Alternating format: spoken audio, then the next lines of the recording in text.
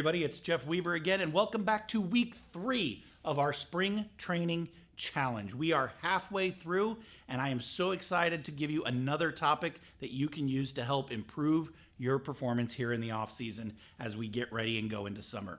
This week in the warehouse, we're talking about building pallets in the smartest way possible. Build smart, the second foundation of our warehouse operations. Configurations matter. When it comes to building pallets safely, correctly, and stackably, it's really important that you understand the basics. Learn the basic configurations, a 7, an 8, a 9-way tie, a 10-way tie, and use the right configuration for the right package size every time. This will help make sure that things are stable and uniform, whether you're putting them away in the warehouse or sending them out to retail. Proper layering techniques are key.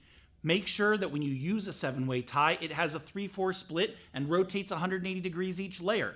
Balance is crucial when it comes to pallet stability. Keep in mind that with every pallet, you want to start with a good foundation. Make sure your base layers are strong, stable, and well stacked every single time. Then you want to make sure that as you build up, you use proper spacing and overlapping on every layer. Avoid straight corners and straight rows.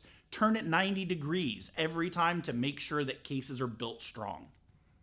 Of course, visibility is also important. Remember, when our pallets go out to retail, it's important that they can quickly be seen, every case from the outside, so that it can be checked in efficiently and correctly. So all cases should be facing out in a way that they are visible on every layer. When it comes to some common mistakes you'll want to avoid, the most important is straight stacking. It leads to instability, and it can cause parts or entire pallets to even collapse in on themselves. So always aim for interlocking patterns using that cornering technique. You'll also want to make sure that you're checking for damage at every opportunity. Don't put a damaged case onto a pallet. It can compromise the integrity of one box and lead to compromising the integrity of the entire pallet. Replace them during the build process. Consistency is key. Consistent layering or ignoring the patterns and making up your own ties as you go can lead to shifting, collapsing, and layering problems. So whenever possible, use the standard tie methods. Take your time. I know we're paid by production when it comes to our warehouse environments, but the reality is little mistakes early on can lead to long delays later. Taking that extra beat to make sure your pallets are stacked and squared correctly is going to actually save you time and make you faster overall. If you're not sure, ask for feedback.